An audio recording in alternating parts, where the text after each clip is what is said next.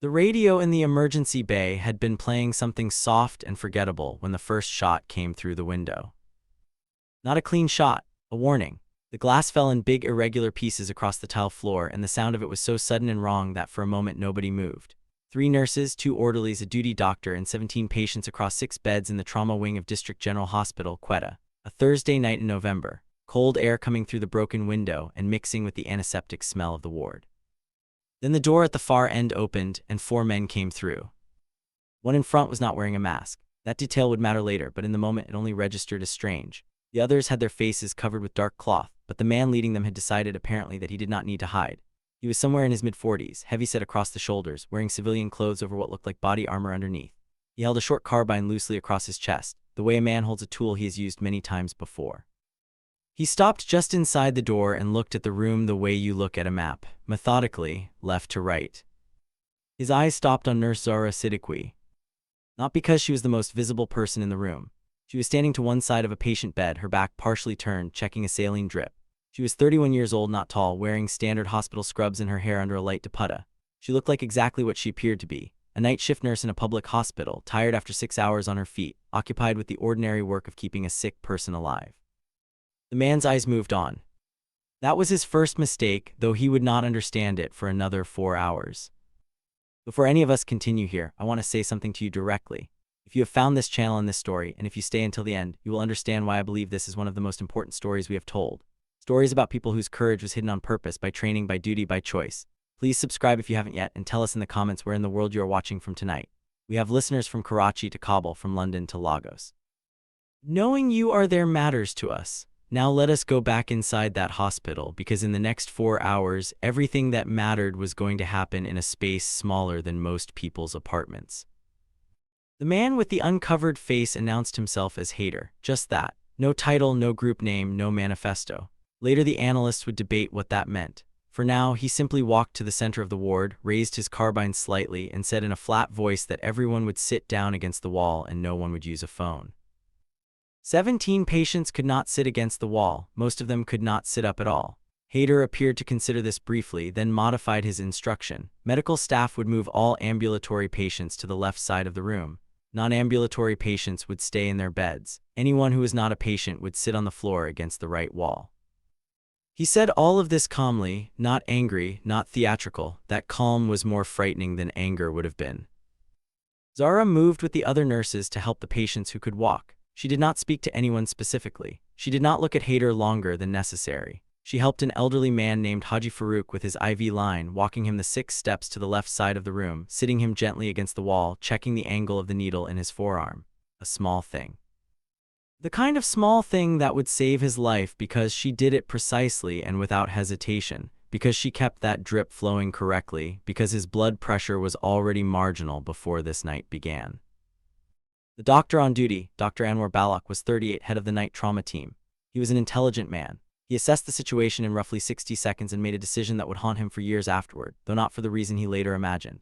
He approached Haider directly and said in a controlled professional voice that he was the senior medical officer, that many of the patients here were critical, and that he was willing to talk about what Haider needed. Haider looked at him, not hostilely, almost evaluatively. "Sit down," Haider said.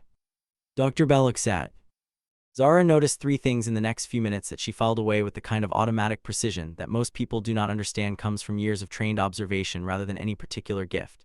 First, one of the masked men was favoring his left leg, a real injury, not performance. He was trying to minimize the limp, but every time he shifted his weight, the left knee bent slightly before he caught it. Second, Haider spoke to his own men in a dialect that was not Pashto and not Punjabi, and not the regional Balochi she had heard from patients all her career.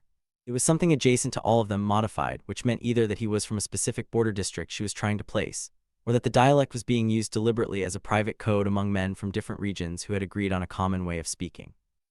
Third, the one standing closest to the door had not taken his hand off the door frame since they entered. He was afraid of the room. He wanted an exit behind him at all times. She sorted these observations into the part of her mind that was calm and said nothing to anyone. The hostage situation, as it would be formally categorized in 16 different reports over the following 18 months, had begun at 22:17 hours. What the reports would struggle to capture, and what Zara would only partially describe in her own account, was the texture of those first 20 minutes. the quality of the silence that descended after Hayter's men secured the doors. The sound of a patient at the far end crying softly, not from fear, just from whatever pain had brought her here before any of this started, pain that had no interest in the night's new politics. The smell of the open window where the cold November air kept coming through. The way the fluorescent light in the trauma wing buzzed with its usual small indifference to human drama. Hayter sat down on a chair he pulled from the nurse's station. He pulled out a phone, looked at it, and made one call. The call lasted 40 seconds. He did not speak in the border dialect during the call. He spoke in Urdu and he said only that they were inside and that it was clean. Then he put the phone away. Outside the hospital, Zara did not know this yet. The situation had already been called up the chain. A police unit was establishing a perimeter. The Rangers were being contacted. The SSG, Pakistan's Special Services Group, had been notified and a QRF, a quick reaction force, was on standby 40 minutes away. In the command post that would be established in the parking garage across the street, a negotiator named Captain Imran Beg was being roused from his quarters and given a one-paragraph brief while he pulled on his uniform. Captain Beg was a good negotiator. He had trained at a serious level. He knew the protocols. He understood what the first hour was for, what the second hour was for, what leverage looked like and what it didn't. He would be outside for the next 4 hours doing everything right. He would also never quite understand what was happening inside. Zara understood it 30 minutes in when Hayter finally explained his actual demand. He did not want money. He did not want transportation to an airport. He did not want political prisoners released, at least not primarily. He wanted one specific person, a patient. A man named Colonel Tariq Masood, who had been admitted 3 days earlier after a cardiac event, who was currently in the ICU 2 floors above the trauma wing, who had been, according to what Zara had read on his chart when she helped admit him, a senior officer in military intelligence with 31 years of service. This was not a random hostage situation. This was a targeted extraction attempt disguised as a hostage situation, and the disguise was the hospital itself, the presence of civilian patients, the necessity of restraint from every party outside. Hayter had chosen this location not because it was convenient. He had chosen it because it was a trap for the response. You could not send a strike team into a hospital. You could not cut power without endangering patients on machines. You could not flood the building with gas. You could not risk a firefight with 17 sick civilians in the room. He was right about all of that. He was wrong about Zara. She had been a nurse in this hospital for 4 years. Before that, she had been a nurse in 2 other facilities. Before that, she had spent 32 months in what her official file would describe only as specialized medical training with a joint military unit operating in areas that her file did not name. During that time, she had been taught a range of skills that were not part of any standard nursing curriculum, not because anyone expected her to use them in an emergency room, but because the work she was doing then existed in places where the emergency room was a field position and the triage protocol was written in whatever time you had before the next problem arrived. She had left that unit at her own request. The reason she gave was that she wanted to return to civilian medical work. The reason she did not give was that she had made a decision, in the aftermath of something that happened in a specific valley in the Northern Territories, that she was not willing to discuss now and would not discuss for many years, that she needed to find a way to use her medical training for something other than what it was currently being used for. This was not cowardice. It was a distinction she had made very carefully, and the people above her had accepted it, partly because they had no real choice and partly because they knew, correctly, that forcing that kind of decision produces worse outcomes than accepting it. She carried every day a medical bag that was ordinary in every respect: trauma shears, stethoscope, pen torch, gloves, the usual. Inside the lining of the bag, in a compartment that she had added herself, she carried 3 additional things that were not standard nurses' equipment. This was against hospital policy. She had never been inspected. She did not believe in fate or magic, but she had, in the past 4 years, asked herself on approximately 3 separate occasions whether she should stop carrying those 3 things, and each time she had decided not to. Tonight was the answer to that question. The first hour passed in a particular kind of tension that people who have not experienced it sometimes imagine as dramatic, but is in reality exhaustingly ordinary. People sat on the floor. A patient asked to use the bathroom. One of the masked men, not Hayter, became briefly angry about something small and had to be settled by Hayter with a sharp word. Zara asked if she could check on the non-ambulatory patients, and after a pause Hayter told her she could, with one of his men walking behind her. She moved through the ward checking lines, checking monitors, adjusting blankets. She did all of this correctly and carefully because the patients needed it done correctly and carefully. The man walking behind her was the one with the doorframe habit, the one who was afraid. His name, she would later learn, was Rafik, and he was 23 years old, and he had been recruited in circumstances that the intelligence report would spend 11 pages trying to untangle. Walking behind her, he kept exactly 2 meters of distance, exactly the gap a person keeps when they want to be close enough to act but far enough that what they are doing does not feel real. At the bed of Haji Farouk, the elderly man she had moved at the start, she paused longer than at the other beds. His blood pressure was too low. She adjusted the drip rate. She checked his pulse manually. She asked him quietly how he was feeling. He said he was frightened and also thirsty. She told the man behind her that this patient needed water. There was a pause. The man said he would have to ask. She said, "Please ask, because this man is 72 years old and in cardiac recovery, and dehydration will kill him faster than anything else in this room." Rafik went to the nurse's station and relayed the question to one of the other masked men, who went to Haider. Haider said water was fine. Zara poured a cup from the dispenser beside the bed, helped Haji Farouk drink it, and during the 40 seconds that this took, she used her free hand to check something she had noticed at the third patient bed, a specific detail about the room's layout that she was now confirming. The supply closet at the east end of the ward could be accessed from 2 sides. She had known this for 4 years. She was simply nodding that its secondary access, a narrow connecting corridor used by the housekeeping staff, was apparently unknown to Haider's team because none of them had positioned anyone near it. Either they did not know the corridor existed, or they had assessed it as too narrow to matter. Either way, it was a gap. She filed this and returned to her position on the floor with the other staff. Dr. Balak was watching her with the focused attention of a man who has noticed something he cannot name. He was perceptive. In different circumstances, in a more comfortable room, she might have appreciated that perceptiveness. Right now, it was a minor complication. She met his eyes briefly and gave him nothing. He looked away. The negotiation outside was moving at the speed negotiations move, which is to say carefully and slowly by design. Captain Beg had established radio contact with Haider through the hospital's main phone line. He had done the correct things, established that he was listening, asked what Haider needed, allowed Haider to speak without interrupting, confirmed that he took the situation seriously. Haider had stated his demand clearly. He wanted Colonel Tariq Massoud released to his custody and transported to a location he would specify. In exchange, he would release the civilians and his team would stand down. Captain Beg knew that Colonel Massoud could not be handed over. He also knew that saying so directly in the first conversation would close the negotiation before it began. So he did what negotiators do. He acknowledged the demand, said he was relaying it to his superiors, asked for time, and began the process of extending the clock. Every additional hour reduced Haider's options and increased the likelihood of a mistake or a fatigue-based error. This was not a flaw in the process. This was the process. What Captain Beg did not know, what no one outside that building knew, was that Colonel Massoud's condition had changed.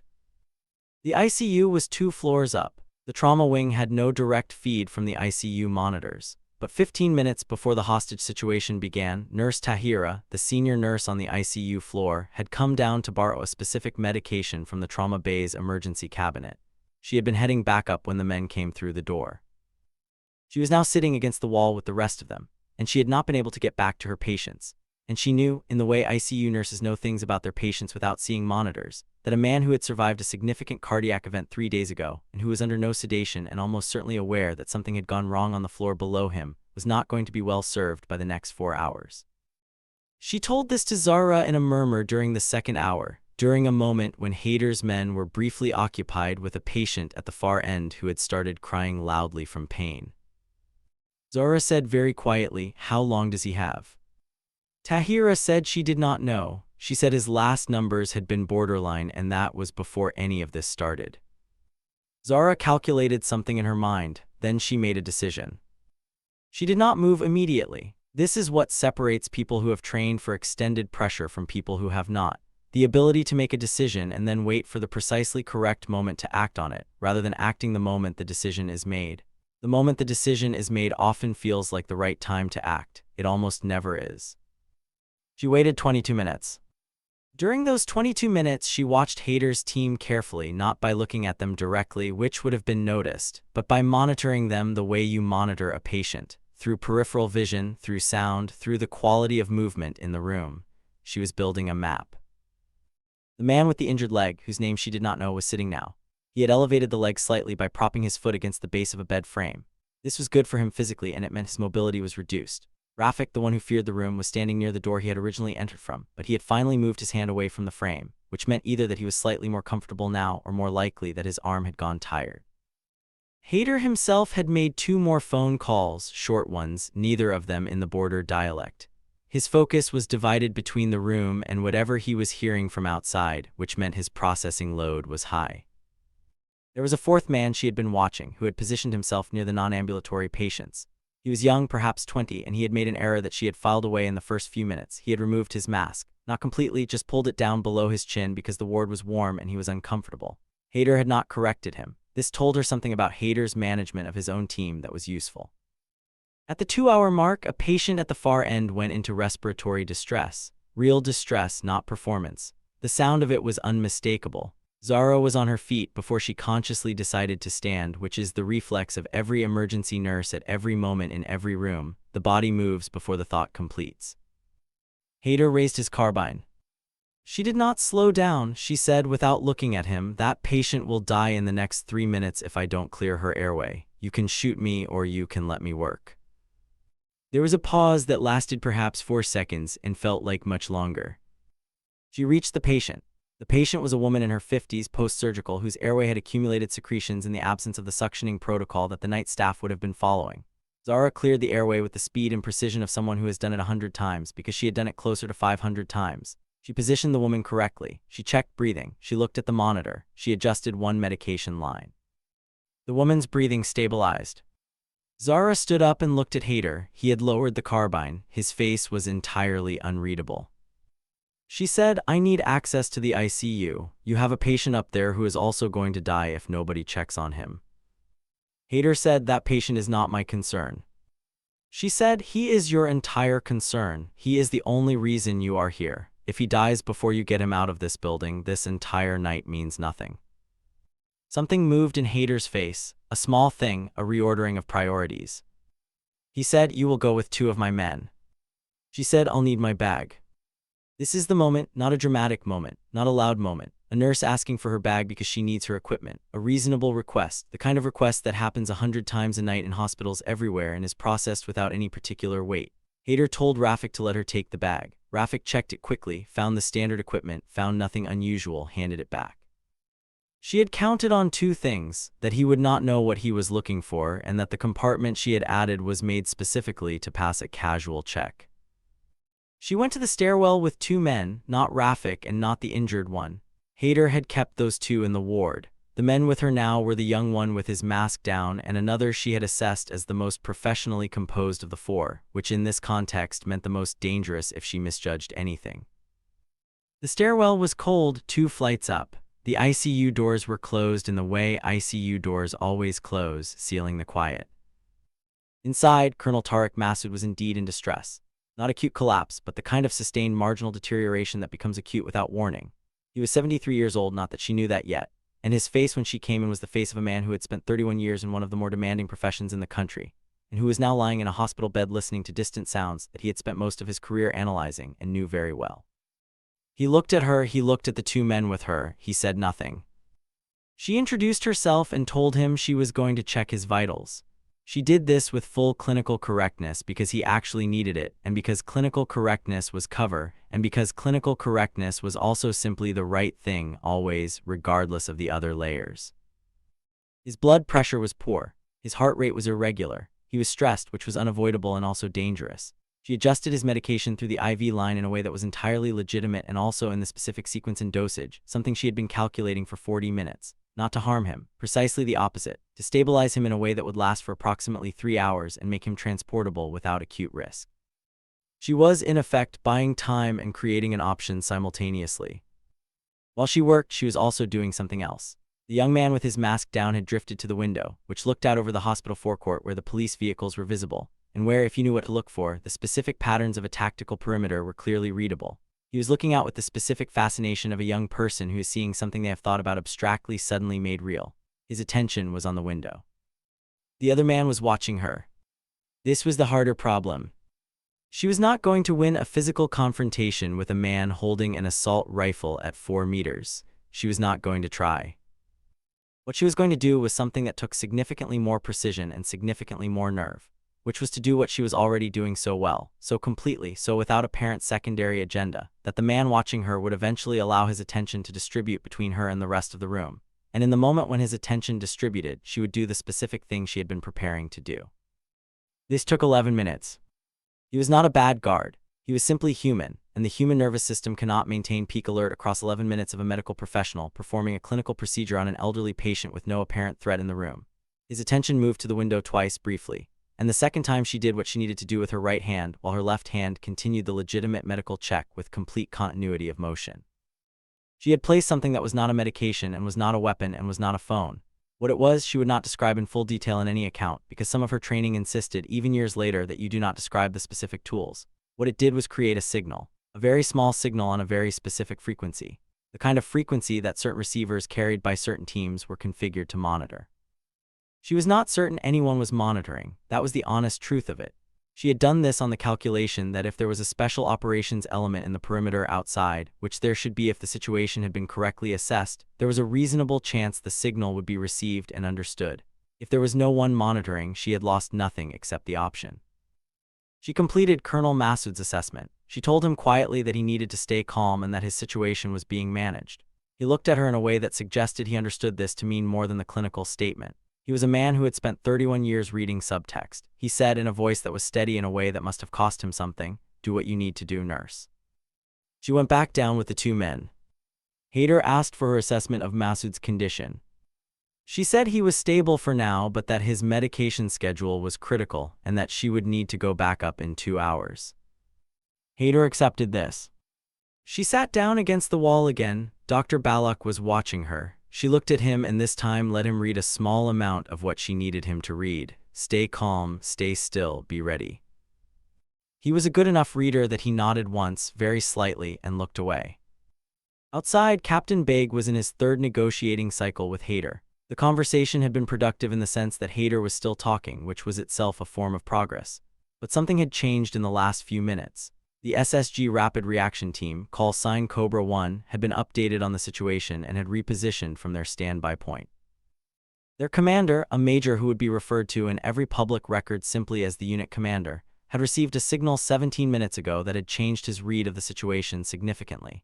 He had not told Captain Beg what he received or what it meant, partly because the chain of command on these things was specific, and partly because he was not certain yet what it was going to require. What the signal told him was that there was someone inside who knew what they were doing, and who was asking without asking for a specific option. The signal came from a frequency, and carried a code structure that was only known to personnel who had trained with a joint unit that had operated under a specific operational classification. It was, in other words, a signal that could only have been sent by someone who had been exactly where that someone had been, doing exactly what that someone had done. He had pulled one file in the database he had access to. One name matched the geographic and timeline parameters. He had looked at the name for a long moment, then put the file down and started making specific preparations. In the ward, the third hour had developed its own weight. The fear in the room had changed its texture. Early fear is sharp and jagged. Extended fear becomes something duller, heavier, and in some ways more dangerous because people start making choices based on accumulated exhaustion rather than clear thought. Haider knew this. He had been in situations that lasted longer than this. Zara judged from the way he managed his own energy and the energy of the room. He was starting to apply pressure on the timeline. His calls outside had become more frequent. Twice she heard the word for deadline in the border dialect, though the specific hour was not given in a form she could catch. Dr. Balak made an attempt. She had not seen it coming, which was, in hindsight, her own failure of attention. He stood up and asked to speak with Haider about a compromise. He said this calmly, professionally, in the reasonable voice of a man trying to find a solution.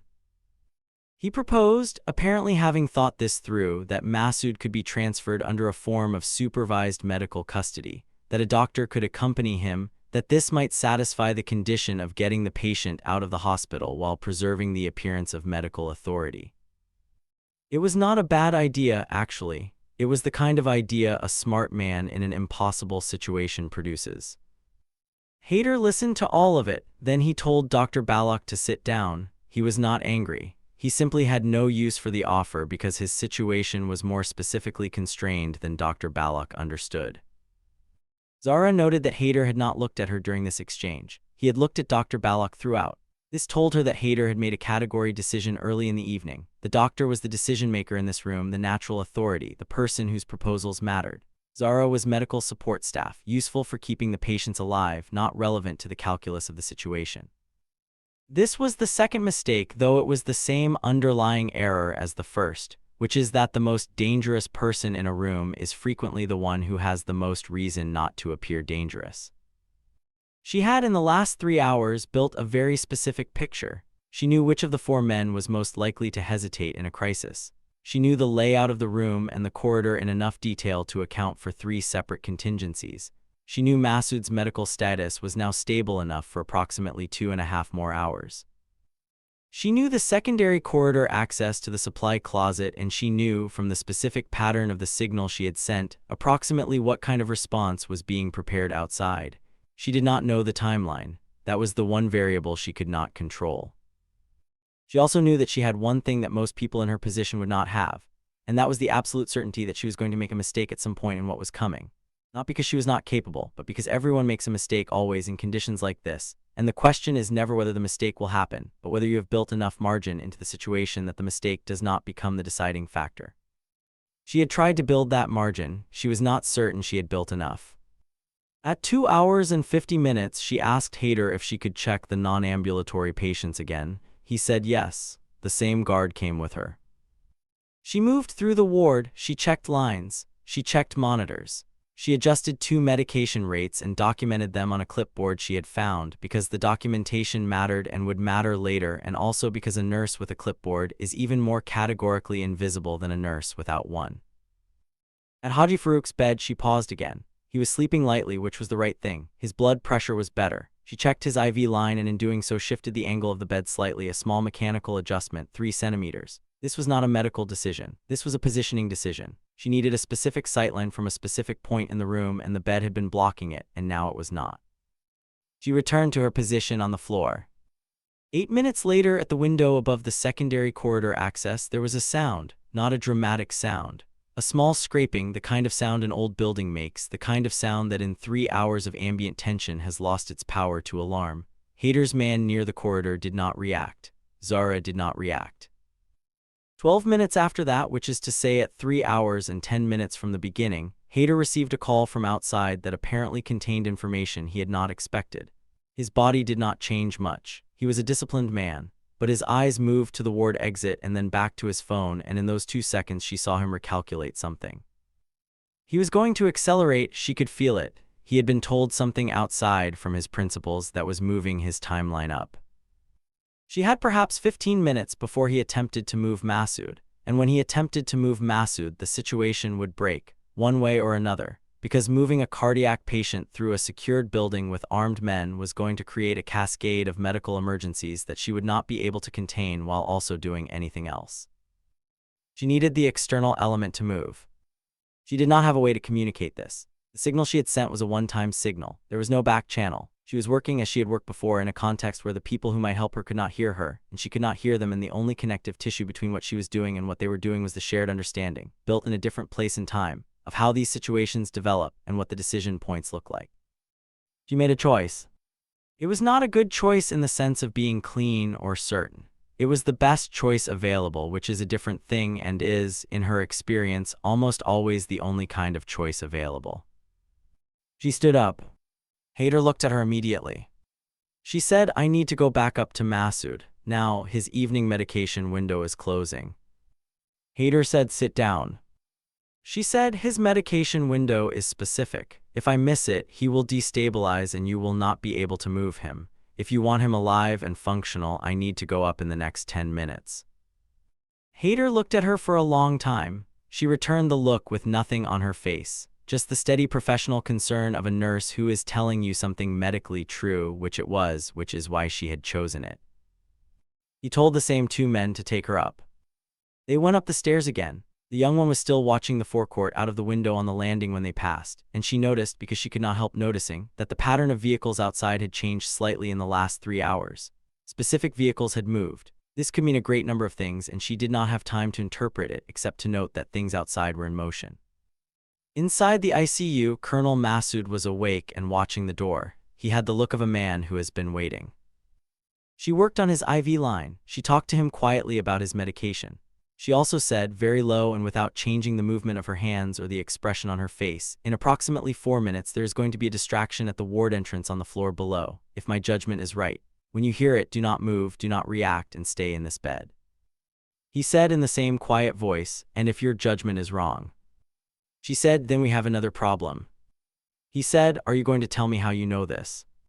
She said, "No." He was quiet for a moment, then he said, "Fair enough." She finished the IV adjustment. She turned to the two men and said she was done and they could go back down. On the stairs, she stopped. She stopped because she needed to stop for a clinical reason. She said her bag had caught on the stair rail and she needed a moment to free it. This was not true. What was true was that she needed to be in the stairwell and not in the ward when the next 30 seconds happened. She knew this because she had sent the signal and had done the calculation and had given every piece of information she could give, and now she either trusted the people she had once worked beside to read it correctly or she did not. And she had, in the end, decided that she did. The sound from below was not dramatic. It was a sharp crack and then a rush of cold air and then a voice on a loudspeaker saying in a controlled, flat tone that the building was now surrounded and that anyone who placed their weapon on the floor would receive safe handling. Not a threat, not a shout. A statement of fact made by someone who had practiced saying it in exactly that tone. The young man on the stairs lunged toward the window. The other man raised his weapon. What happened in the next 14 seconds she has described in clinical terms only in all subsequent accounts as the use of a physical intervention technique designed to create temporary incapacitation without permanent injury. This is accurate. It is also a very clean way to describe something that was not clean at all, that required the application of precisely calibrated force against a specific anatomical point in a specific manner, that she had practiced so many times in a different life that her body did the thing while her conscious mind was already moving to the next step. She was on the floor of the stairwell and both men were not able to stop her, and she was moving before either of them had fully processed what had happened. The ward below was the sound of a situation resolving, not cleanly, not dramatically. The sound of a situation resolving is not like the sound of situations resolving in films. It is loud and immediate, and then it is very quiet, and the quiet is heavier than the noise. Hayter was taken in the ward. He was not shot. He was, according to the formal report, restrained by the rapid entry team after he placed his weapon on the floor. The injured man was restrained beside him. Rafik, the one who feared rooms, ran and made it approximately 11 steps toward the fire exit before he was stopped. It was over. In the space after these things, there is always a specific quality of time. It is not relief, exactly. It is something more like the return of gravity, the sense of weight coming back to everything that had briefly become weightless in its own specific way. She went back down to the ward. She checked every patient. She did this in order, systematically, with her clipboard and her bag, because the patients had been through a specific kind of stress, and specific kinds of stress have specific medical consequences, and she was a nurse, and this was her ward, and this was what came next. Haji Farouk was awake. He looked at her. He said, "Is it finished?" She said, "Yes." He said, "Were you frightened?" She considered this for a moment in the honest way she considered things. She said, "Yes." He seemed to find this satisfying. He closed his eyes. Dr. Balak found her at the end of the ward. He looked like a man who was reassembling himself from several directions at once. He said, "The signal, the stairwell, the IV adjustment. You didn't just..." He stopped. He tried again. "Who are you?" She said, "I'm the night shift nurse. Have you done your patient checks?" He looked at her for a long moment. Then he picked up his own clipboard and started his checks. The SSG team commander found her 40 minutes later when the formal clearing had been completed and the building was being processed. He did not announce himself as such. He came into the ward in civilian clothes over his equipment, looking like what he now mostly looked like, which was a tired professional in his late 30s. He stood in the doorway for a moment. She looked up from the patient she was monitoring. He said, "You sent a clean signal." She said, "You read it correctly."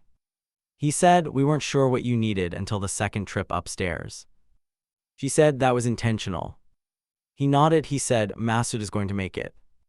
She said, "I know, I stabilized him for transport. He needs a cardiologist in the next 6 hours, not 4. The commander wrote something on a small pad. He looked at it, then at her. He said, "We would like to debrief you." She said, "I know." He said, "And after that?" She thought about this, about a ward full of patients who needed their medication schedules checked, about Haji Farouk's blood pressure, which was still marginal, about a broken window that was going to let cold air into the ward all night, about a nurse named Tahira who had been through something terrible and needed someone to sit with her for a few minutes.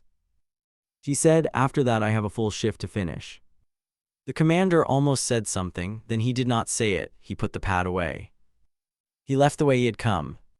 She turned back to her patient and made a small adjustment to the IV line that improved the flow rate by a marginal but meaningful amount. And then she checked the chart, and then she moved to the next bed, because there was a next bed and a next patient, and the night was still several hours from morning. In the weeks that followed, 17 reports were written about what happened in District General Hospital in Quetta on that November Thursday. 14 of those reports would include a version of the phrase medical personnel who demonstrated exceptional situational awareness. 2 of them would go further and note that the specific expertise demonstrated by the nursing staff had directly contributed to the resolution outcome.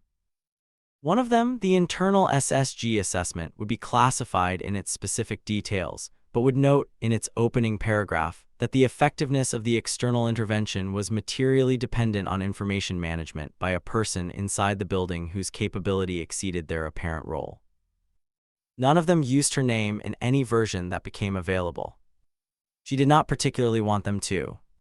What she wanted in the weeks that followed was something much more modest and also much harder to articulate. For the work she had done that night, both the visible work and the invisible work, to have been enough. For Haji Farouk to go home to his family, which he did. For Colonel Massoud to survive, which he did, though the recovery took longer than anyone hoped. For Nurse Tahira to come back to the ICU floor after 2 weeks of leave, which she did, and to find it possible to keep working, which she also did. For the night shift to be, eventually, ordinary again. There is something that stays with you after an event like this that is not trauma, exactly though it borrows some of trauma's vocabulary. It is the knowledge that what you did was necessary, and that it cost something, and that the cost is not subtracted from the necessity but exists alongside it permanently, and that you will carry both things forward without being able to separate them.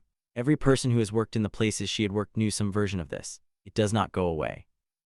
You learn, if you are fortunate, to let it be part of the weight you carry rather than a weight that carries you. She had been fortunate, she knew this. She also knew that fortune is not the right word, that the correct word is something more like preparation and choice and the accumulation of decisions made in specific hard moments over many years.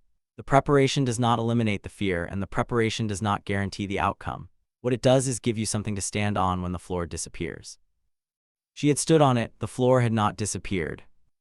The hospital fixed the broken window in the emergency bay on the following morning. She watched them do it from the nurse's station, drinking a cup of tea that had gone cold while she stood there, and she thought about a number of things, and then she finished the tea, put the cup in the sink, and went to check her patients. Because this is who special operations medics become when they step back into the world. Not superheroes, not secret agents, not the simplified version that makes a story easier to tell.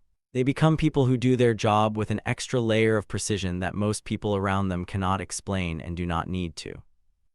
They become the person in the room who has already thought through what happens if everything goes wrong, who has already made peace with the cost of that thinking, who keeps showing up to the ordinary work because the ordinary work is also the important work.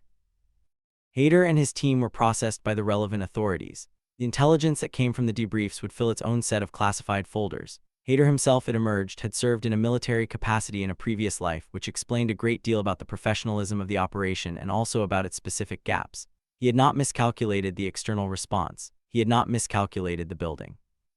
He had miscalculated one nurse on the night shift, and in the business he had been in, miscalculating one person is the same as miscalculating everything.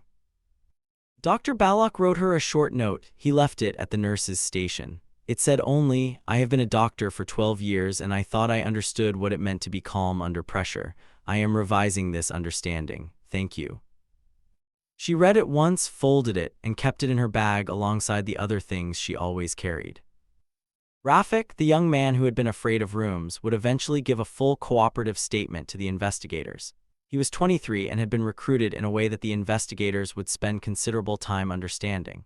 He was not, in the judgment of the people who examined these things, someone who had chosen this path in the full understanding of where it led. Whether this mattered and in what way it mattered was a question that the legal process would work through at its own pace in its own time. He was the kind of person that situations like this always produce. Someone who arrived at a specific terrible night through a series of smaller decisions, none of which felt, at the time, as large as the thing they combined to create. She thought about him sometimes, not with particular resolution, just with the awareness that the room on that night had contained more than one kind of trapped person. This is the part of the story that the simpler version of it leaves out.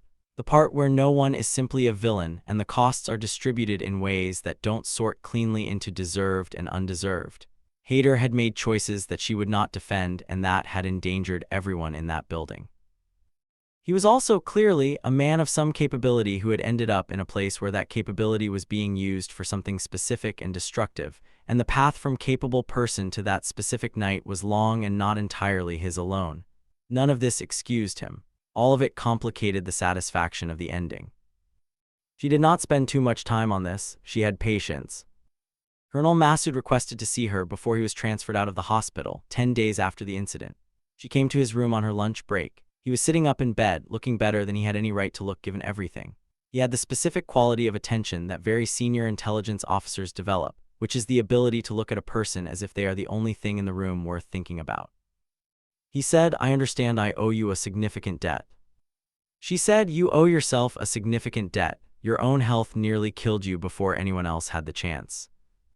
He smiled. "Fair, may I ask you something?" She said, "Yes." He said, "Why did you leave the unit?" She had not expected this. It was a longer answer than she wanted to give in a hospital room on a lunch break. She thought about it for a moment. She said, "Because I wanted to save people more than I wanted to stop people, and I found a job where I could do that every day." He was quiet for a moment. He said, "I think that is the most honest thing anyone has said to me in 30 years of intelligence work." She said, "You should rest." He said, "I know." He paused. "Thank you." She nodded once and went back to her shift. The night shift at District General Hospital runs from 2200 to 6 in the morning.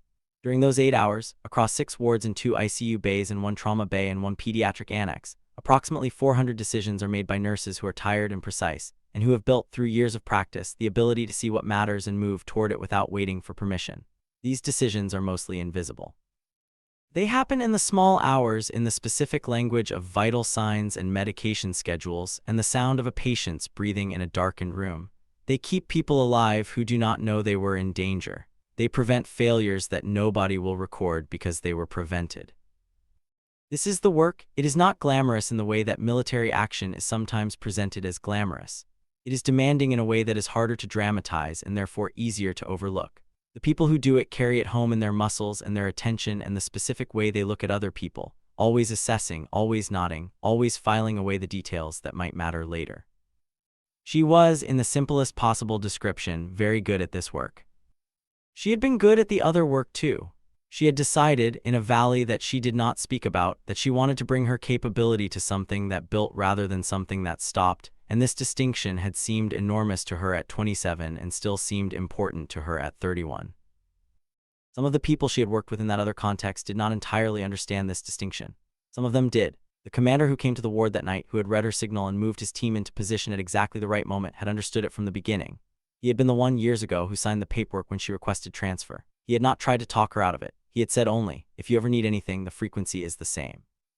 She had remembered this for 4 years. She had used it exactly once. There is a kind of trust that develops between people who have worked together in difficult places that is not friendship exactly and not loyalty in the abstract sense, but something more operational and more durable.